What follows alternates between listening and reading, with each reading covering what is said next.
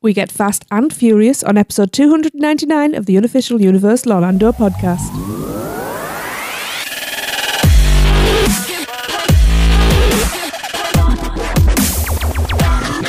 Hello everybody, it's Tracy here, your wonderful host. It's very quiet. Because we're waiting for you to introduce us. I wasn't still. Well, you've ruined it now. Okay, so with me there is Lee. Hello everyone. And Chris. Hey guys. We've got no Darren this time, because he's having some work done on his house. It's not plastic surgery. Yeah, he couldn't be here. So he's going to look fabulous once he gets back. Oh, yes. So we shall do our best to soldier on as a trio. Absolutely. You will definitely back here for next week, because next week is special. Oh, big 300. 300. Woo! So the thing is, I've just made a big deal of it now, and if it's not an amazing, star-studded, spectacular show, everyone's going to be like, is that it?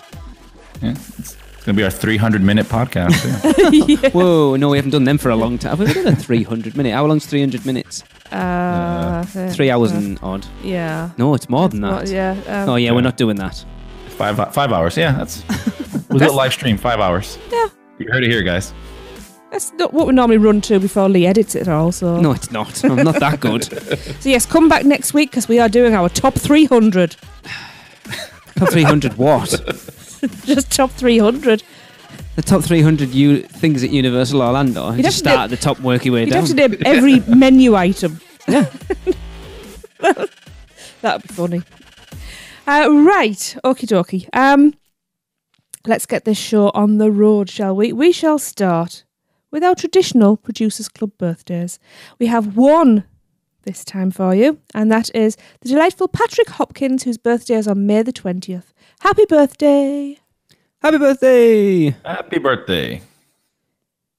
I hope you have a lovely day. Yes, may it be at Universal. Still no cake. No one's giving you a cake. I'm getting that. Right. I think we should start with a little clip from Maureen. Autism at the Park. Yes, as we said already, this show is going to be very heavily fast and furious. Oh, yeah. Man. Hi, this is Maureen Deal with Autism at the Parks, and I'm reporting for the Unofficial Universal Orlando podcast. And today I'm at Universal Studios, Florida, outside the Fast and Furious Supercharged attraction. This ride is a high-octane journey into the underground racing world, according to the marquee. The vehicle is very similar to the Kong vehicles. It's benches on a moving vehicle. There's no individual seats. It's just one long bench. And persons with the following conditions should not ride: those with heart conditions or abnormal blood pressure, back, neck, or similar physical conditions, expectant mothers, motion sickness or dizziness, medical sensitivity to strobe effects, and if you've had recent surgery or other conditions that may be aggravated by this ride. Guests under 40 inches may not ride this attraction, and guests between 40 and 48 inches must be accompanied by a supervising companion.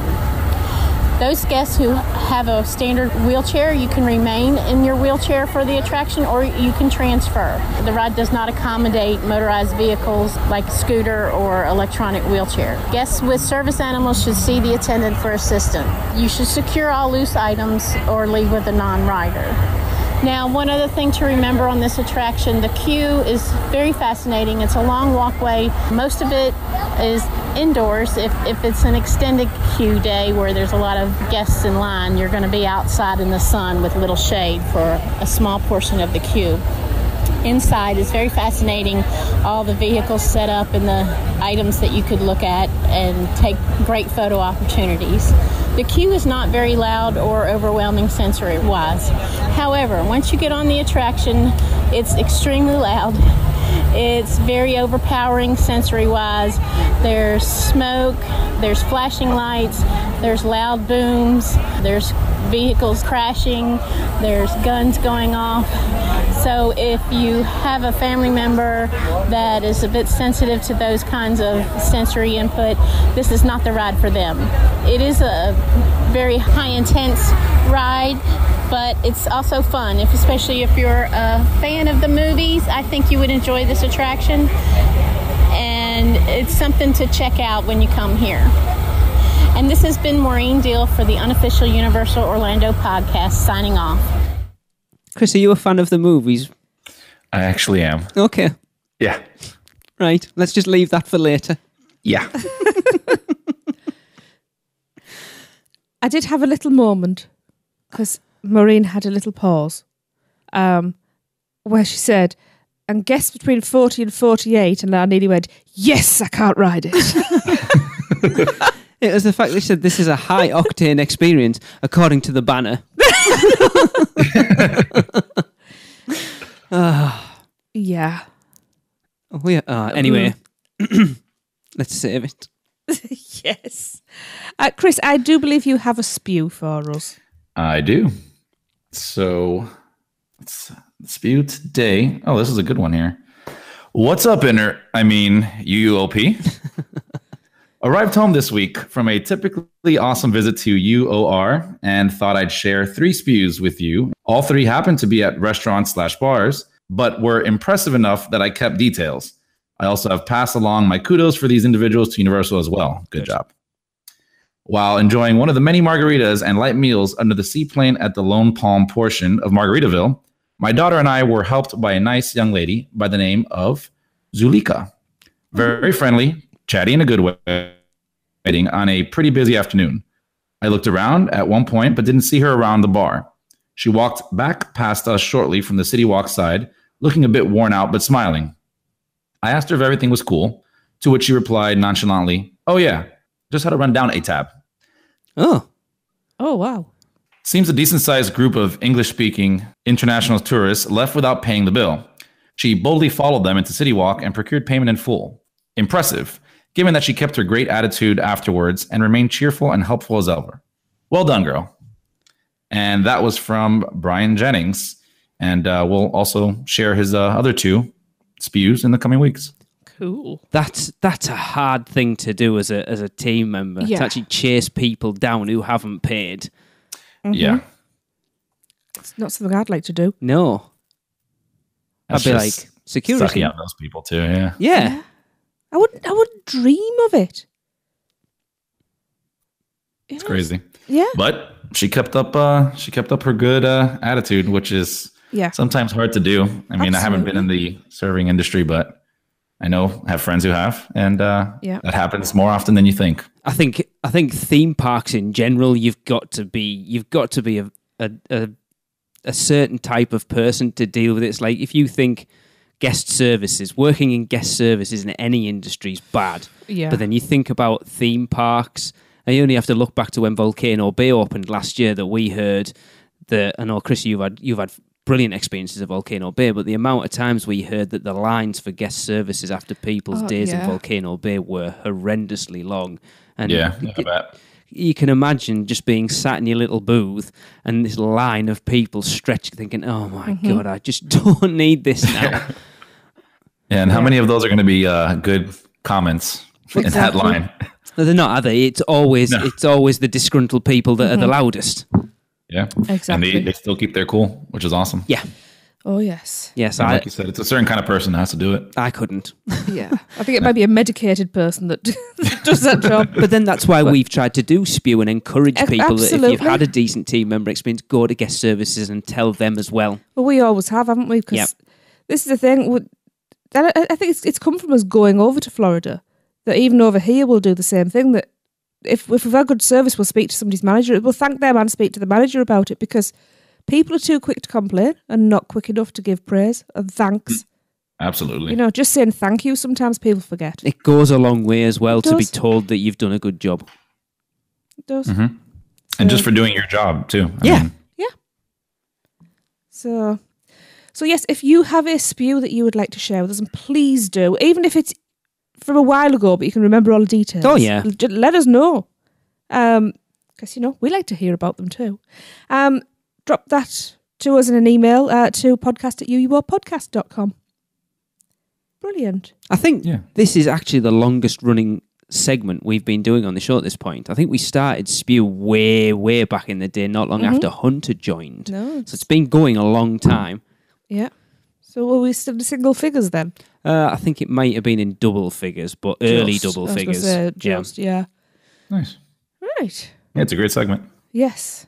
Now have we had enough of a break to go back into Fast and Furious? Yeah. Do you think you have? Right. Okay, people.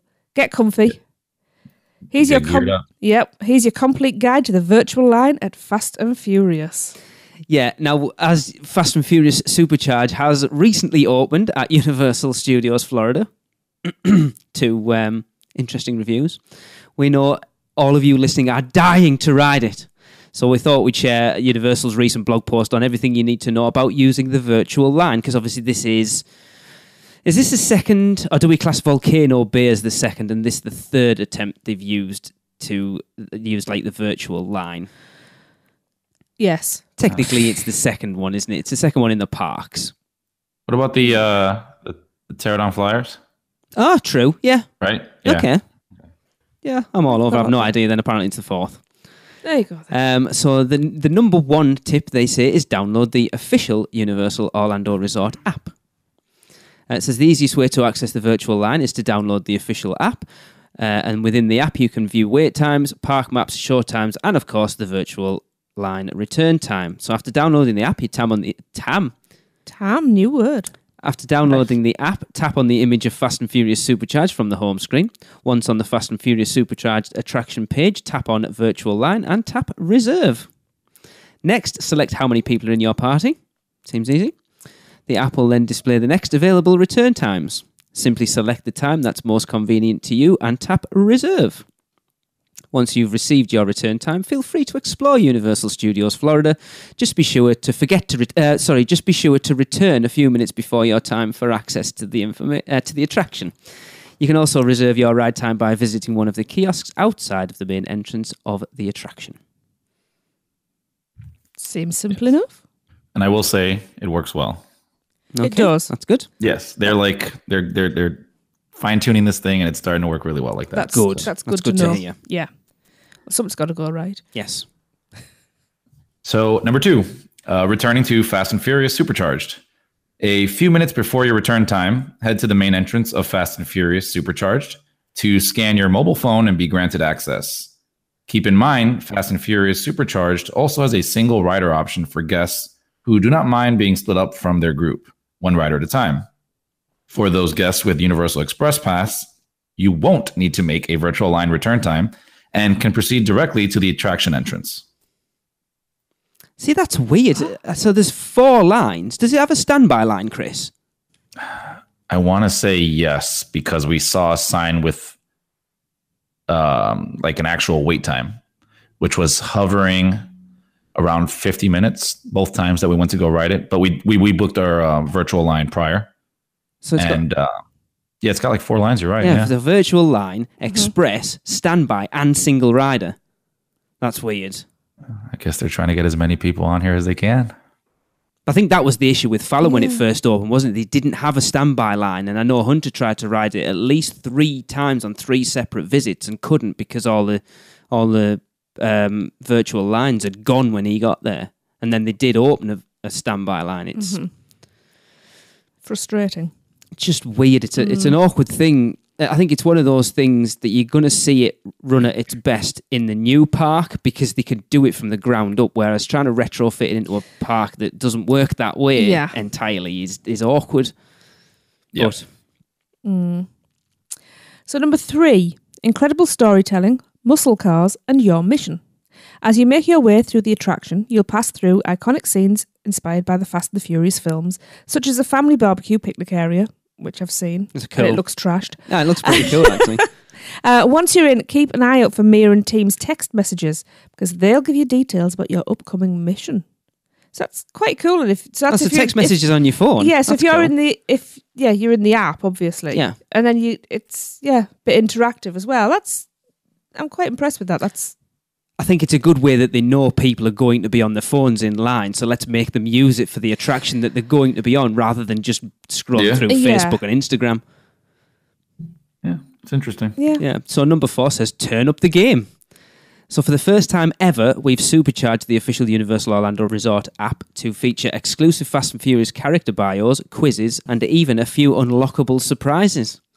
While walking through Fast and Furious Supercharged, you can compete against each other using the app and play head-to-head in Fast and Furious trivia games, including the finalists' alias being displayed on a leaderboard for all to see.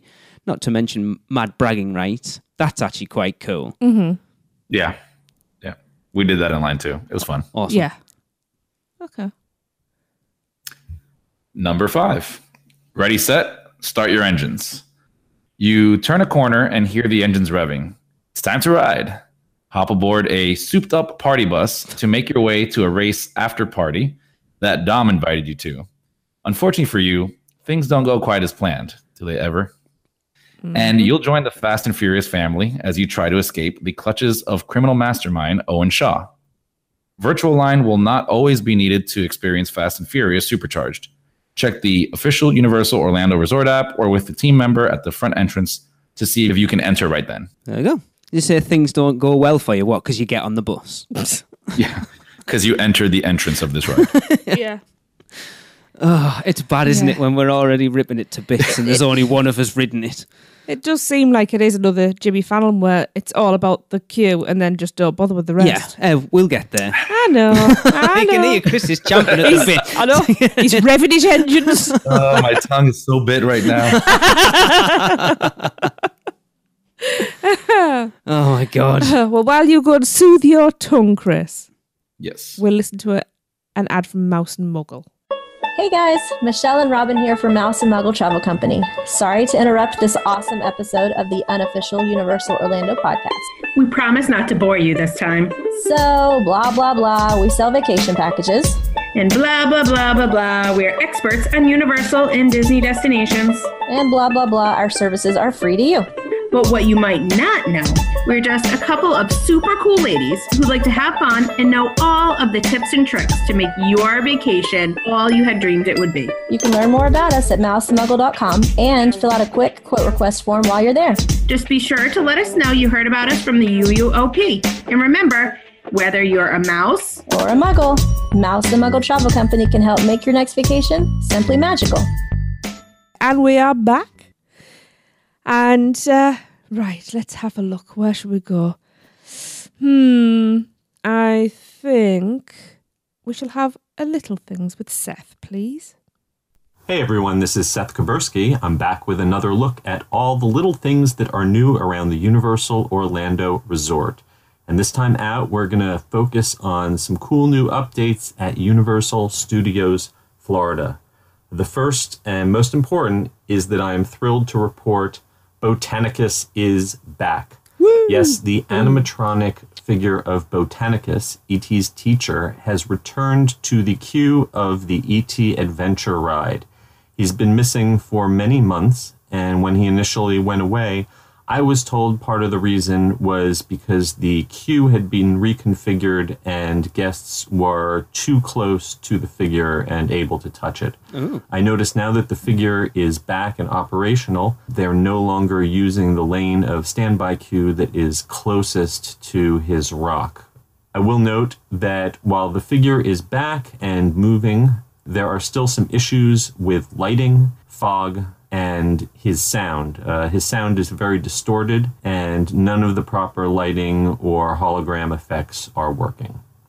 Let's move our way around the Universal Studios Florida Lagoon over to the Race Through New York with Jimmy Fallon ride, where I learned about something recently called a VIP studio tour.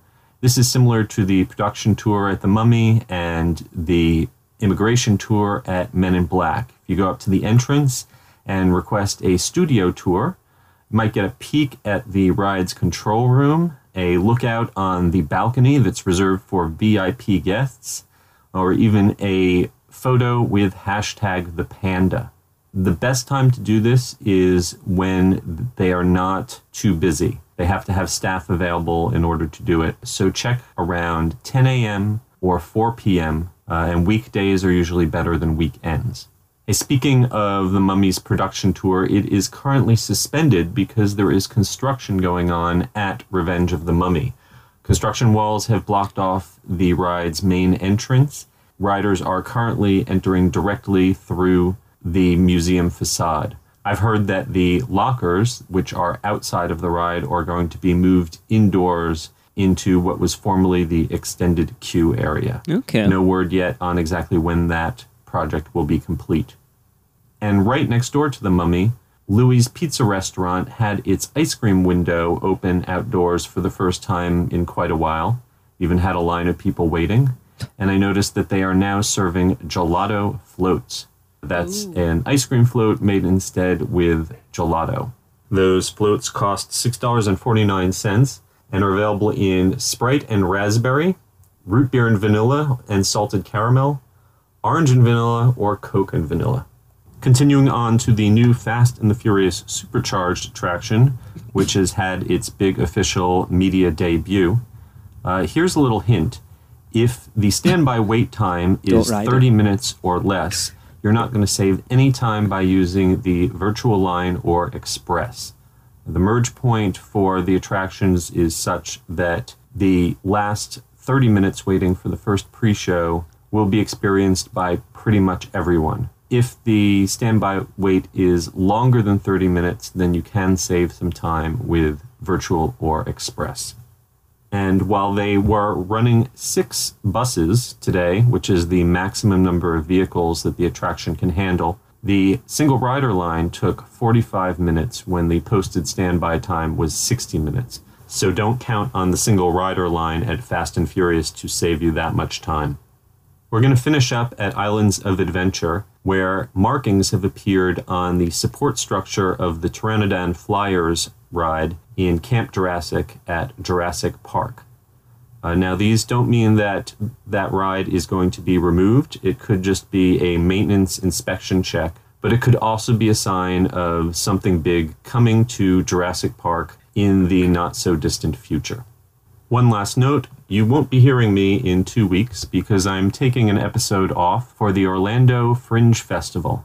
If you're unfamiliar with the Fringe, it's the largest and oldest fringe theater festival in the United States. And this year there will be several plays and musicals with theme park themes, including Monorail Inferno and Callbacks. So if you are in the Orlando area for the last 2 weekends of May, check that out at orlandofringe.org.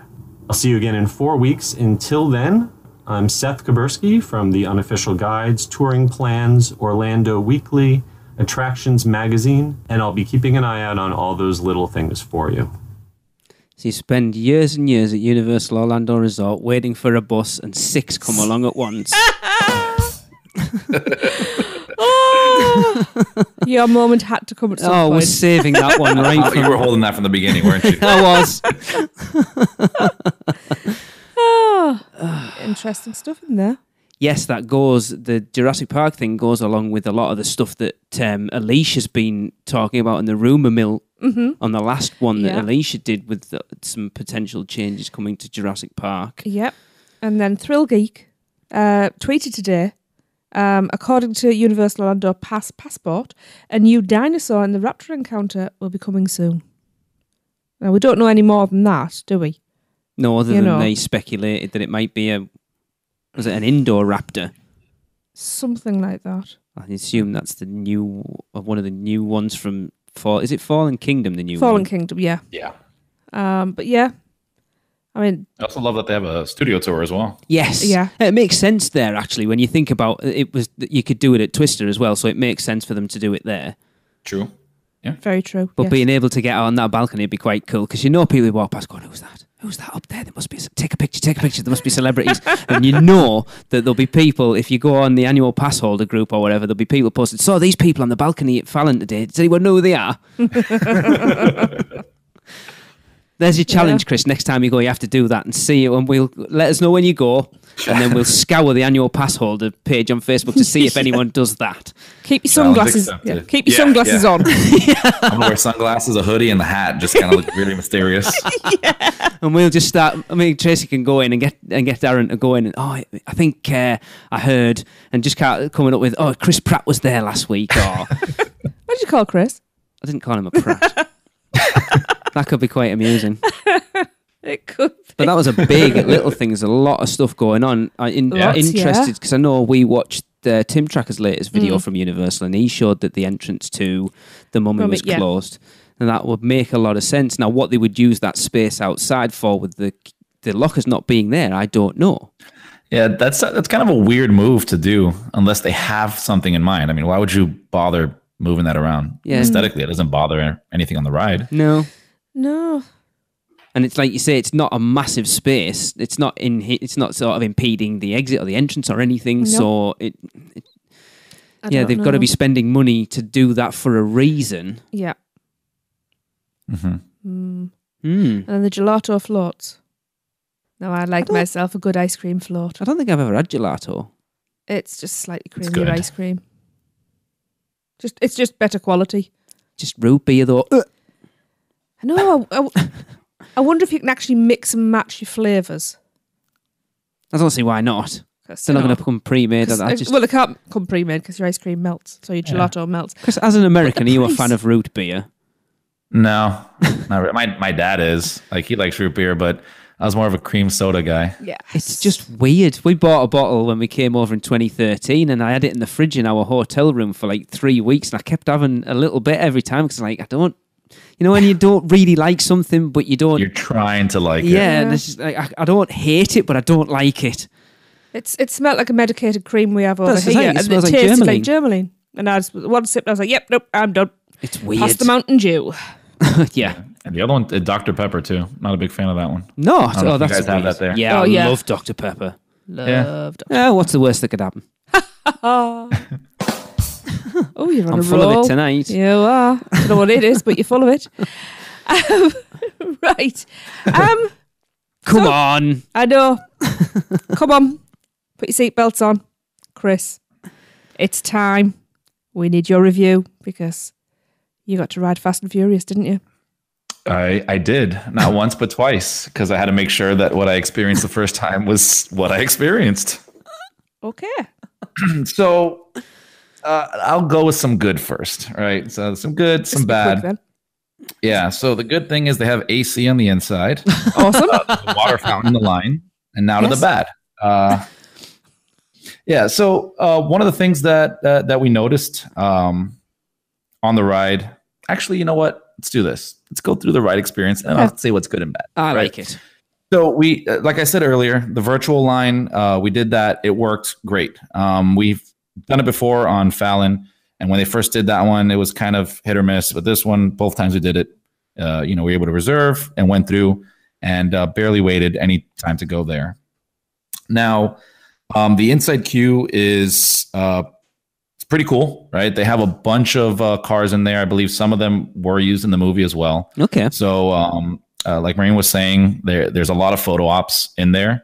And especially if you're a car guy, and you're going to see tons of stuff. They use a lot of actual parts in there. So you'll see like, engines taken apart and things all over the walls. And, there's a lot of also, Easter eggs inside there. Mm-hmm. We spent quite a good amount of time trying to look for them. And, every time we found one, we're like, okay, that's cool. Yeah. In the line, right? Expect to have, remember, you're going to the party of all parties, right? Right. So expect loud, obnoxious style dance music playing, right? From the moment you get in there. Really? Yeah. Well, the inside building, because you're going to go through a little bit of an outside area before you get there. And that's where you see the table, yes. With all the bottles and everything. And that was cool. That was cool to see that. Once we get over towards the kind of beginning of the ride, which I would consider the live show actor area, you have two rooms that you go in through, and they're two like mini little 5-minute things in between, just kind of get crowds in there. And I don't know, they were a little bit awkward, I guess. I don't know, because they're interacting with the TVs, and it just, I don't know if they just need more time to kind of learn it and own it a little bit more. Yeah. Because like the first time we went, it was really weird. The second time, I guess there were maybe some live actors that had done it longer than the others. And those felt a little bit more natural. And the other thing is I like that the second time around, I think it was the second room, the girl that was in there, she just kind of played with it a little bit more. So she was just kind of throwing a little more ad lib and kind of making a little bit of a joke as well, which was fun. Yeah. So I like that.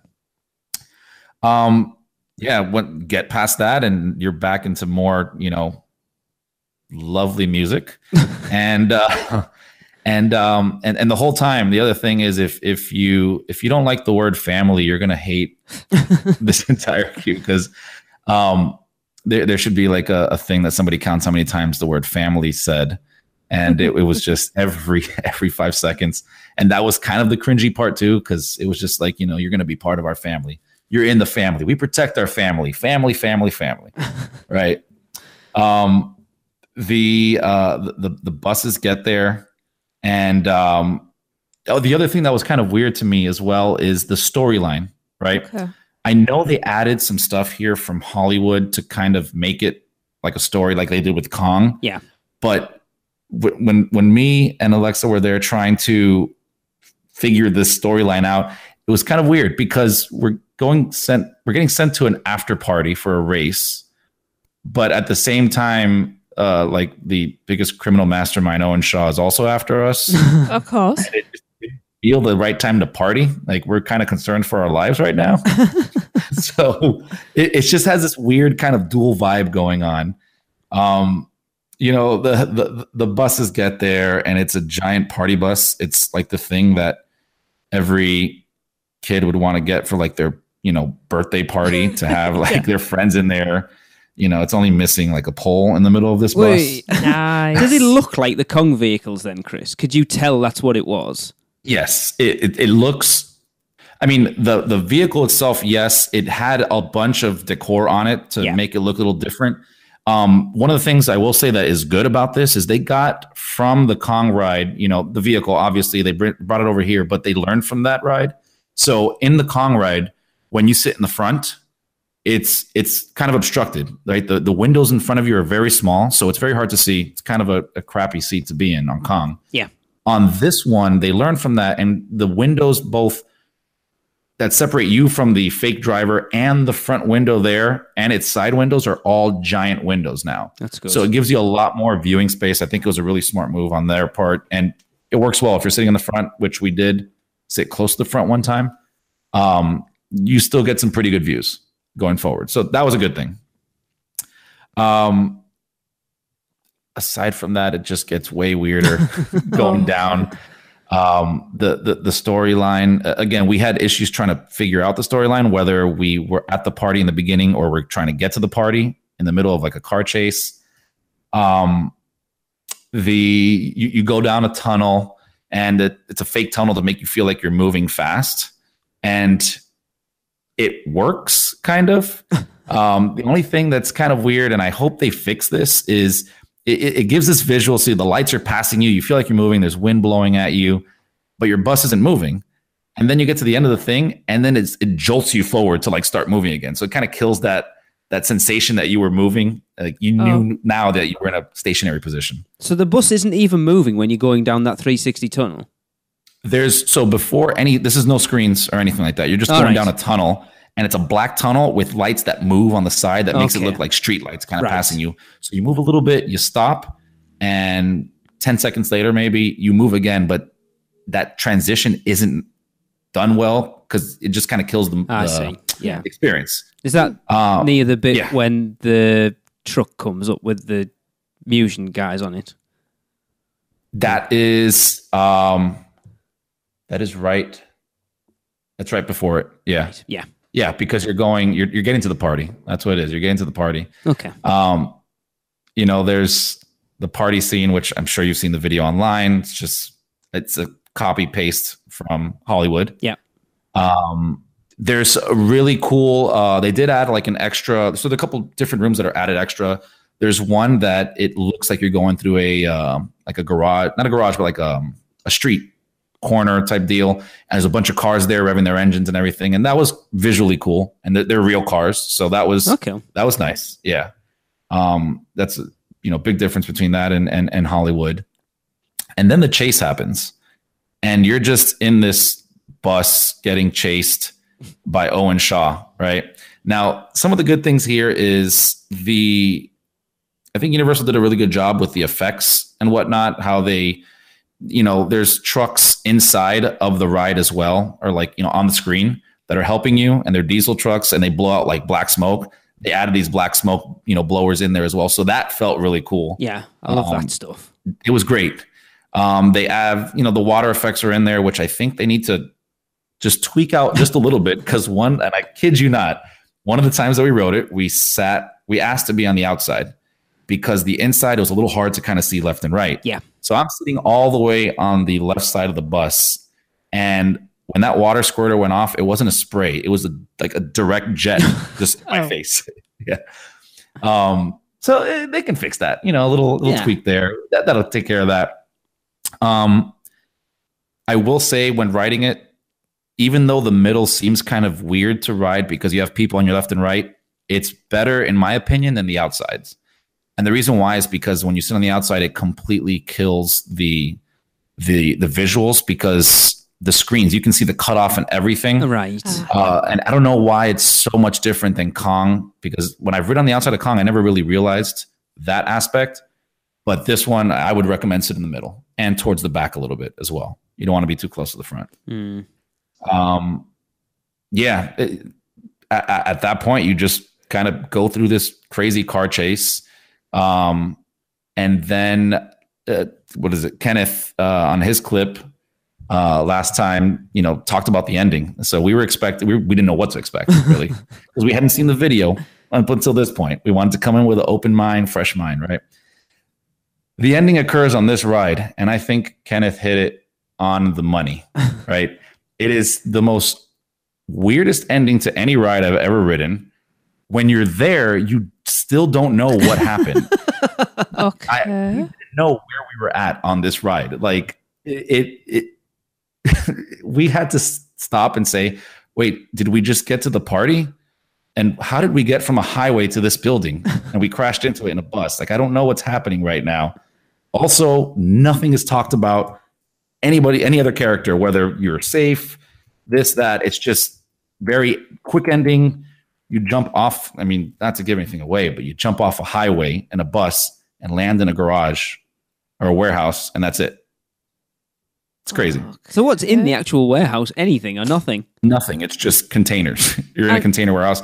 You escaped Owen Shaw or his, chase, I guess. And is that the point where you exit the ride and go back into the park? Yep. So all that BS about family and stuff, they're not even there at the end. And you're supposed to be like, surely you would have thought that's where the party happens. That's what we thought. So we're like, okay, party's going to start now. No, what we think is the party is that first thing in the beginning for like 5 seconds that gets cleared out by an agent. And then you go into the chase. Yeah. Okay, right. Yeah, that's weird. So I mean, could they not have just switched it out and put that at the end? Well, even for a party where you're walking out, even if they just had like disco lights and loud music, and a bit of dry ice blowing about, at least you get that almost an ending to it. They could have exited us out in the Minion ride, and we could have partied out there with a Minion and the lights and everything. Like even as simple as what's gone through my mind is the final section of the Walking Dead house at Halloween Horror Nights 25. Because we came out of that, there was like that Walking Dead techno music coming on. We come walking out of that house. Even just something as simple as that. Yeah. Oh my God. Nope, you don't get that. Yeah. It was pretty bad. And we had to write it again just to make sure that we didn't miss something. And it was the same thing. I think the biggest problem I have with it is the storyline, and not just pretend you didn't even watch any Fast and Furious movies and you just come in here just to ride the ride. The storyline's still bad for that one bit that they're showing you there. Fast forward to today, if you had seen any of the previous movies, which I have, I'm a fan of them, and they're fun movies to watch. You just got to take any kind of reality out of the movie, right? The guy chasing you in this movie, Owen Shaw, they don't show him dying, but he gets picked up and pretty much gets killed, right? Okay. This is the same guy who is now on your side and on your team in the last Fast and Furious movie. Oh. That's something I'm like, this is terrible. And it makes sense. I read somewhere And it made sense because the Hollywood one was opened in like 2015, 2016. Something like that. It's been open a while. So at that time, the movie story or the storyline of the movies up until then, he was a bad guy, and that made sense in the storyline. Fast forward another few years when they came out with another 1 or 2 movies, and now he's, basically part of the family, kind of, because he gets on your team at the end of the last one. So it makes even less sense right now, as to why you're just killed him and why is he chasing you. That's Luke Evans' character. We haven't seen any of the later ones, but I think they're enjoyable. But that's the issue I have with it. Especially coming from Universal, where we've talked about before how well they do rides. Yeah. On giving you an experience within there, but it kind of keeps continuity of everything else. This one completely breaks that, in my opinion. Okay. Do you think? And I know it's not going to make that much difference, but do you think it would have made a difference if it had been 3D like it is in Hollywood, Chris? From a ride experience, I don't think so, to be honest with you. Yeah. And this isn't like, so the second time we rode as well, I just want to say this because I don't want to seem like a Debbie Downer or anything like that, but you come off the ride and you actually hear everybody else around you talking like what just happened. You hear like that was bad. You don't have that applause that you get at an end of a ride. Oh, you made it. Here you go. It was generally bad all around. Wow. And I personally don't think that the 3D goggles would have made any difference. I know they use the 4K screens here. And I'll say like the dome you're in is nice how they did it.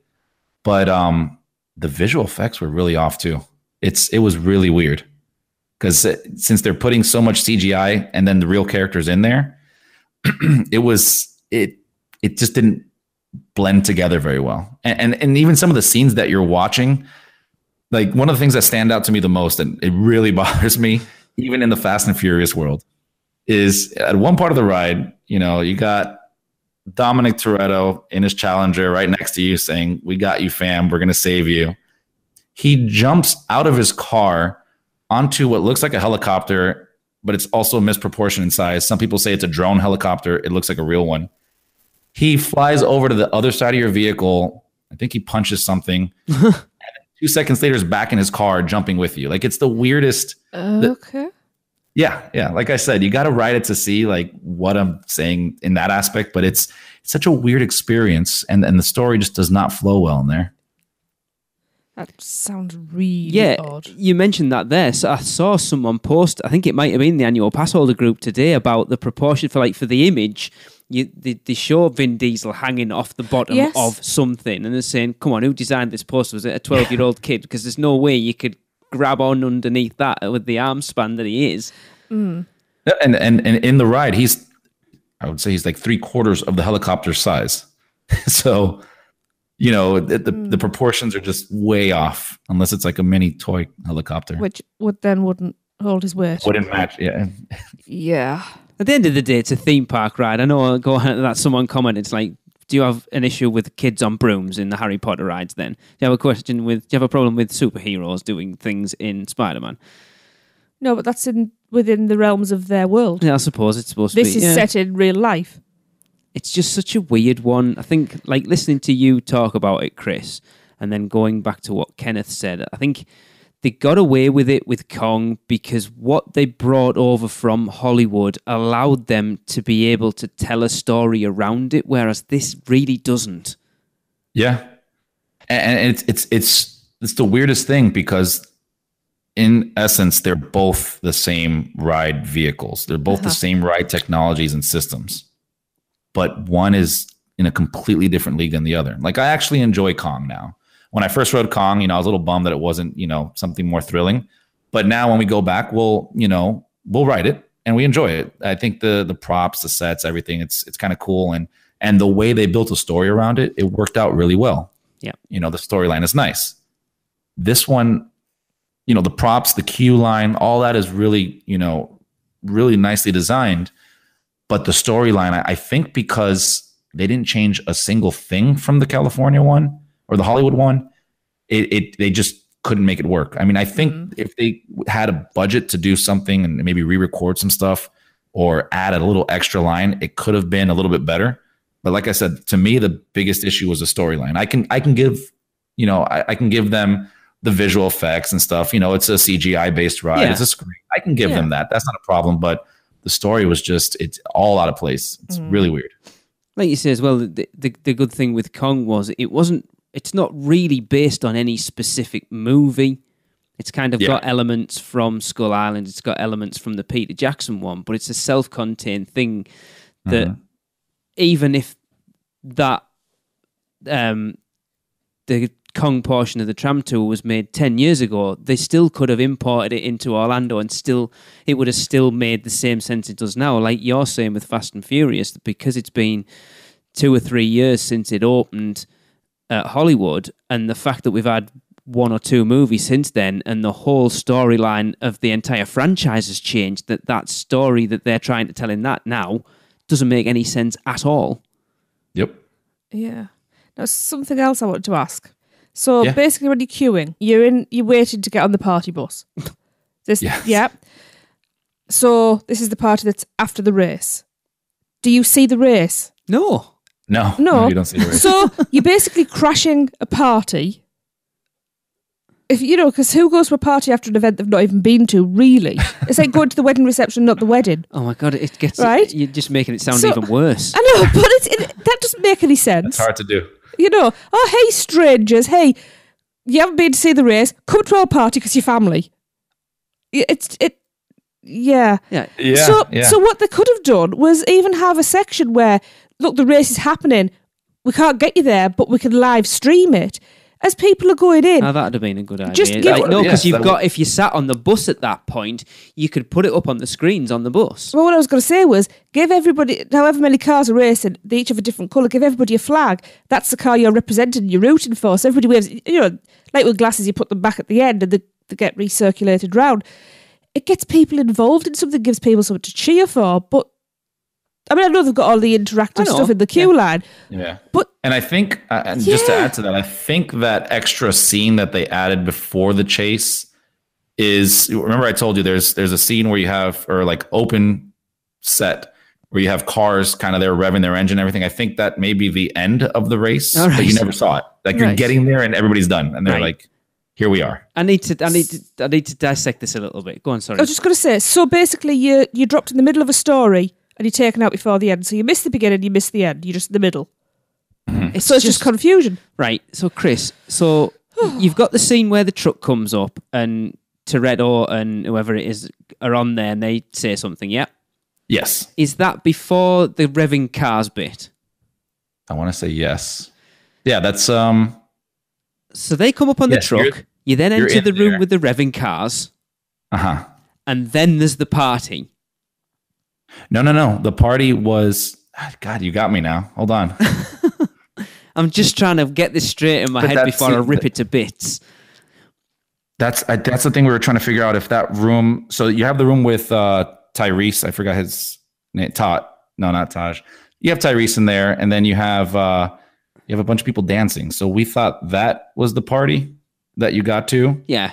So I'm guessing that, if I remember correctly, it's going to come after the revving cars thing. But you're not there for a while. It's there for maybe...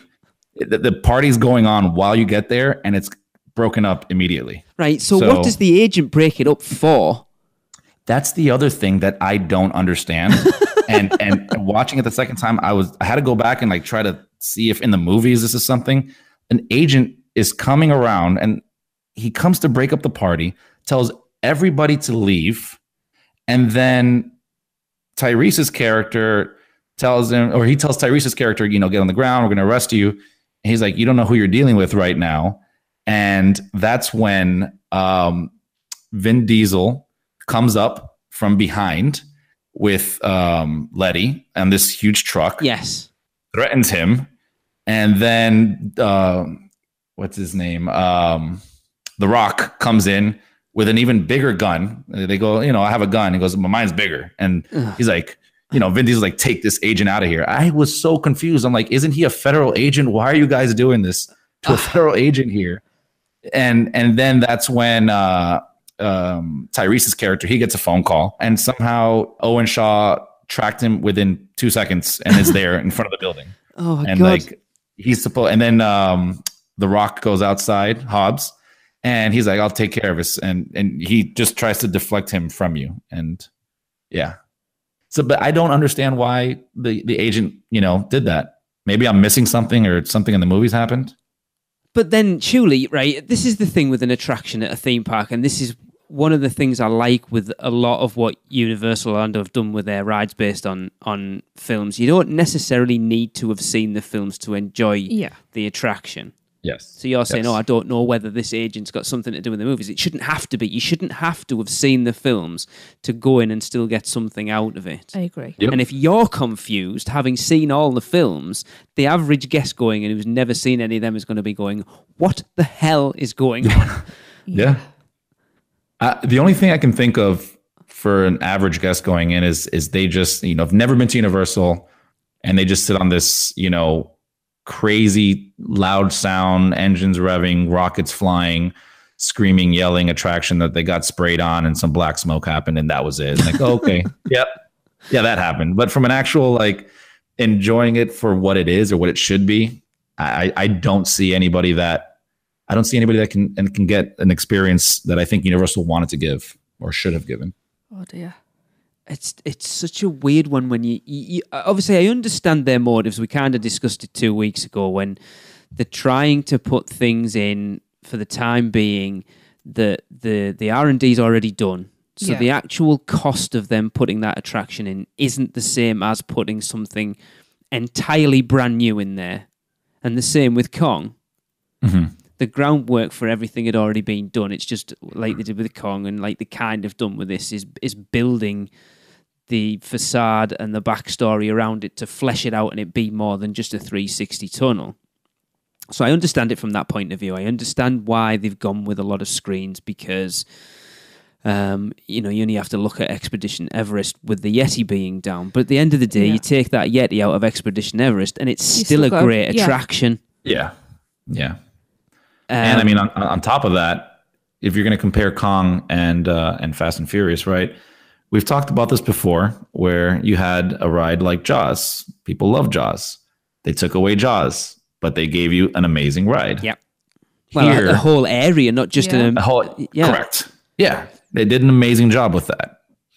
Here, they took off, Disaster and Beetlejuice, took up this ginormous area, and then gave you this. Whereas Kong was an extra area there. They didn't take away anything. I think that's another big factor in there. And especially like when I read comments on the pass holder page, I see that as well. I see a theme where people are upset as well with how much area this is taken up. And I honestly think, I mean, I said it jokingly, but it probably is real. I think this is the biggest queue in any ride in the parks because I feel the ride that we do is not that big.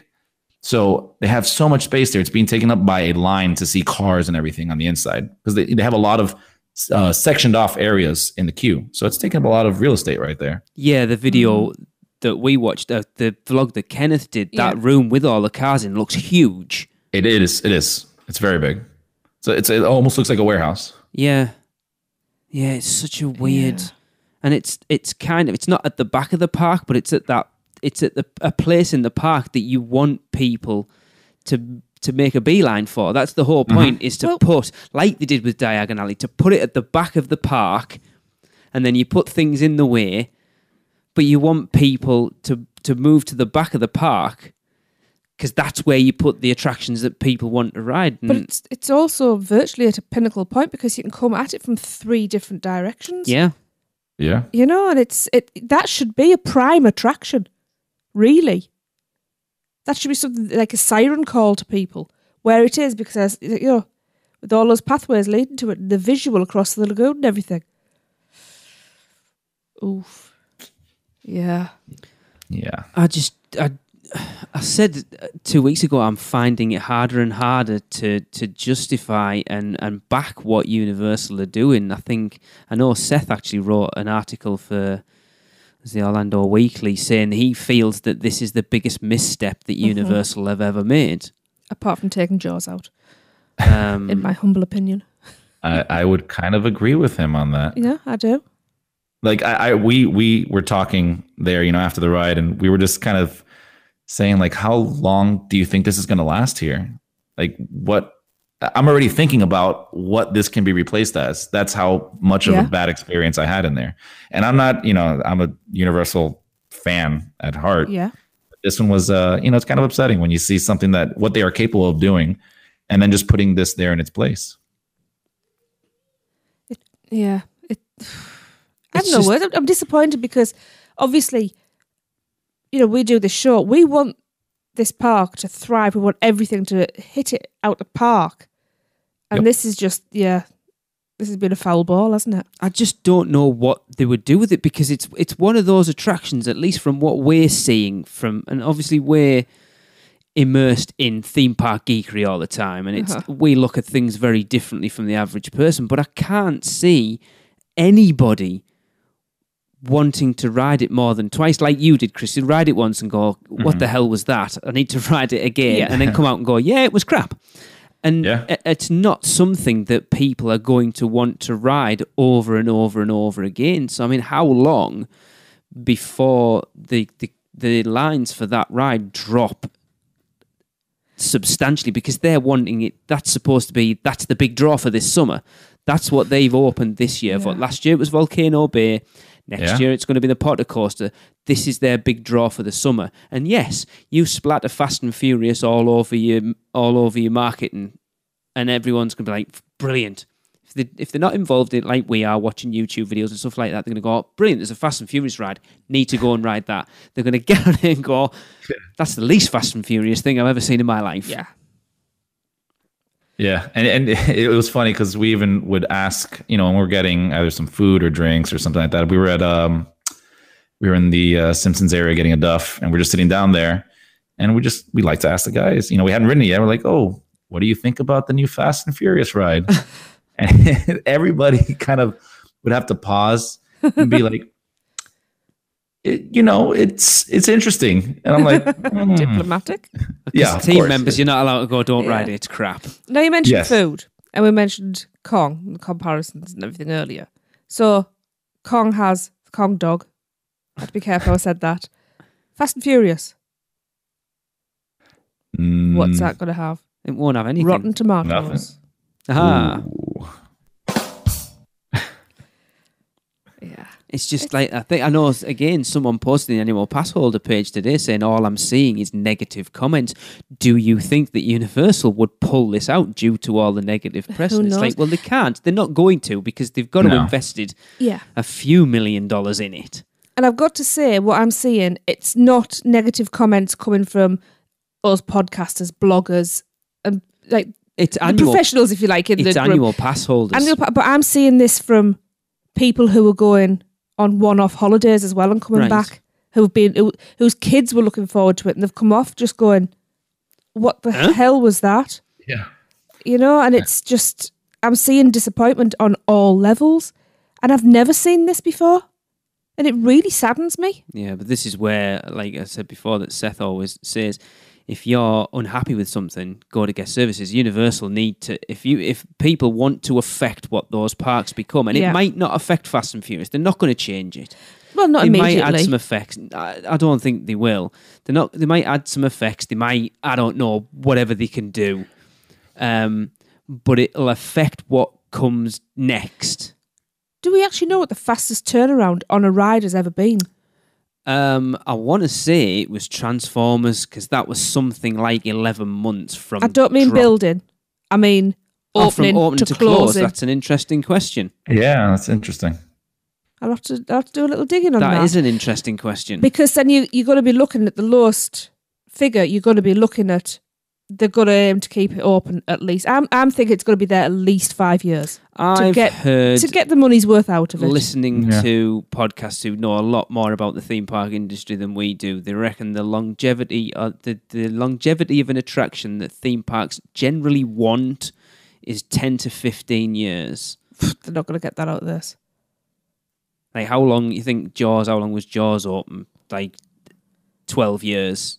No, 22 years. Yes, I was going to say, yeah. Someone else is just My maths has been terrible lately. Yeah, it's been Sorry, horrendous. E.T. That's- Opening day yeah. attraction. T2 3D's been, I want to say it opened in 98. So that's 20 years. That was up like 19 years then. Yeah. Men in Black. Yeah. Yeah, so you're looking, that fits about right, 15 to 20 years. I'm going to look into some of the other. I'm quite the other intrigued, stuff. actually. Yeah. You're going to be looking at stuff like Jimmy Neutron to Despicable Me, I think could be an Yeah, interesting that one whole- to look yeah, at. with Off the Hanna-Barbera to Jimmy Neutron. Yeah. See, sometimes I do come up with good things. That's interesting to see, actually. Yeah. So, Yeah, I mean, hopefully, I personally think if they're not going to, take it down, which they're not going to take it down No, they're right not. away, it's going to be there for a handful of years at Yeah. least.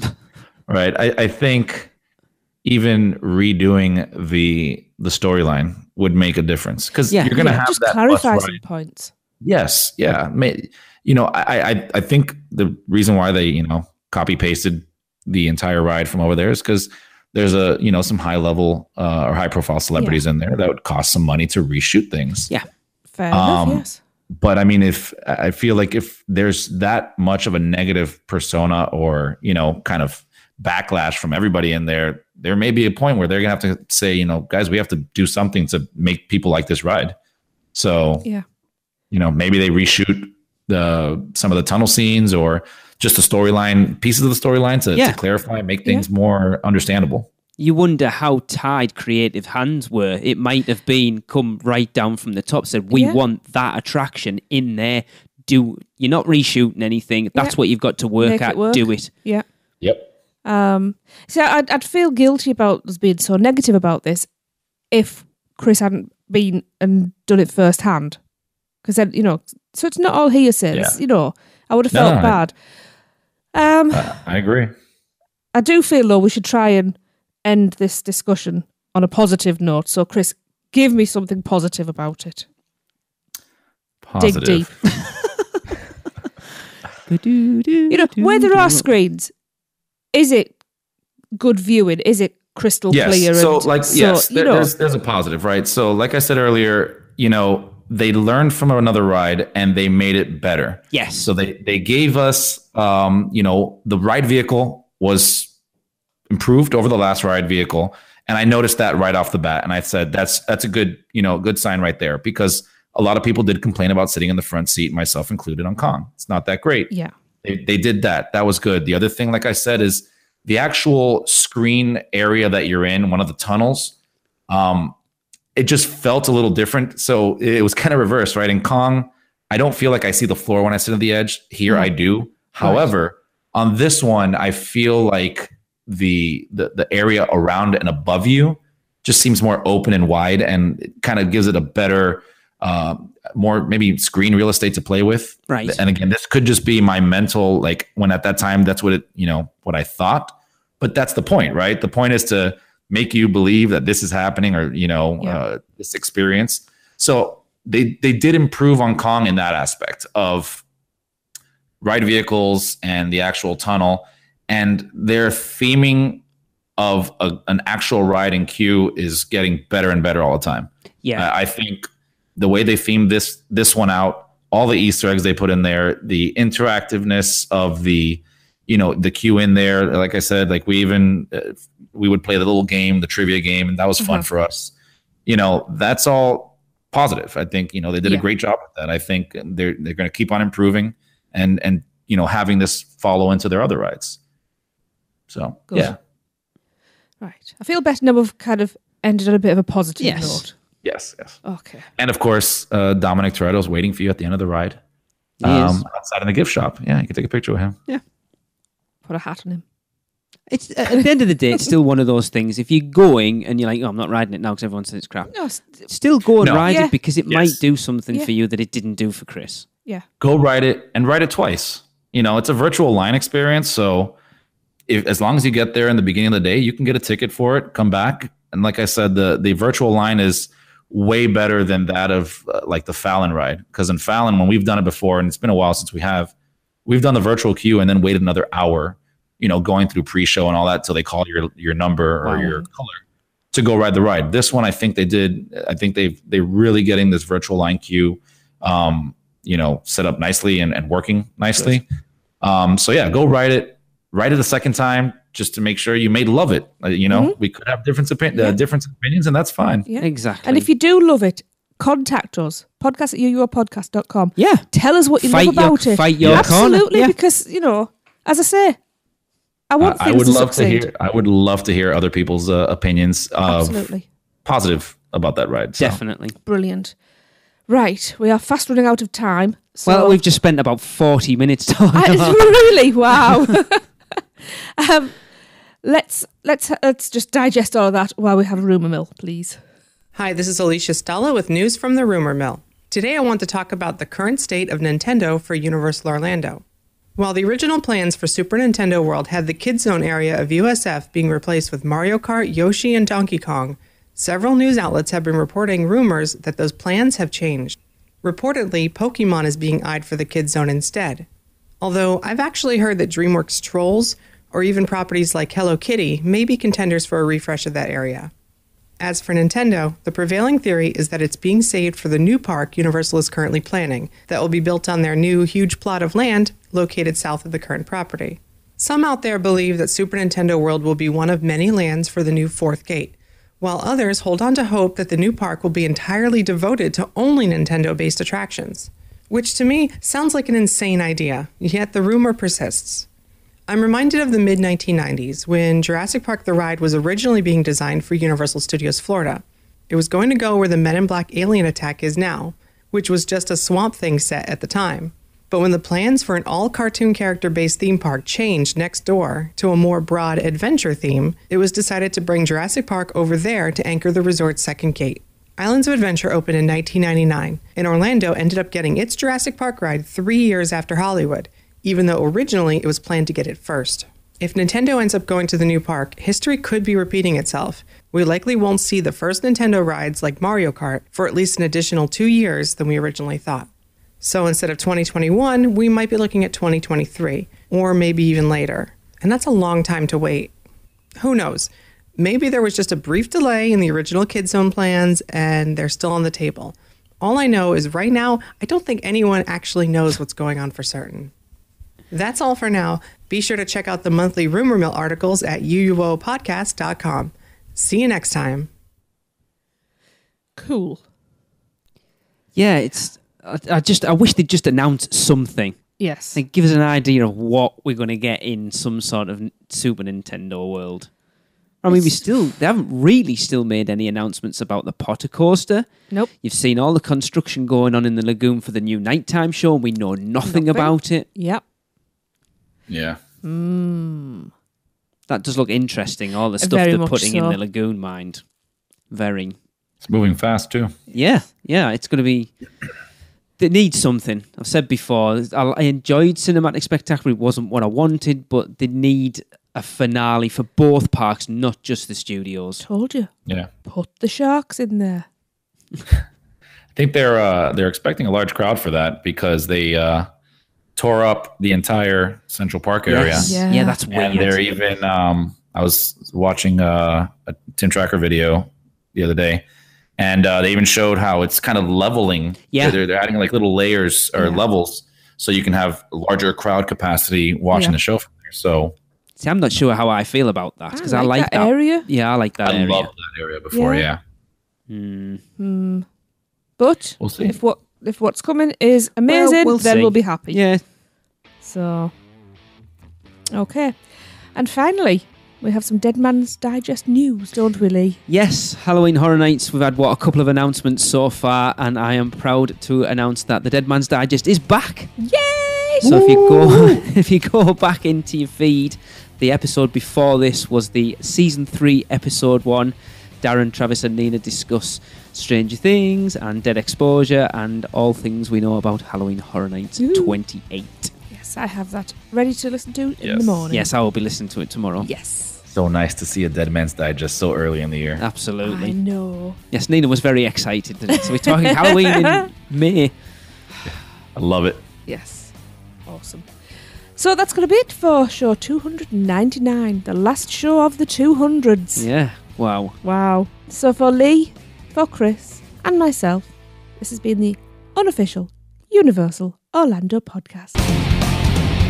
Cut, print, that's a wrap for another episode of the Unofficial Universal Orlando Podcast.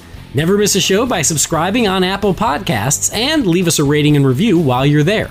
Not an Apple user? You can listen on Stitcher, Spotify, YouTube, iHeartRadio, or your podcatcher of choice. Email us any questions or comments to podcast@uuopodcast.com. Follow us on Facebook, Twitter, Google+, YouTube, Instagram, and Pinterest. Just search UUO Podcast. Keep up with the latest news, rumors, and updates on our blog at uuopodcast.com. Thanks for listening. See you next week.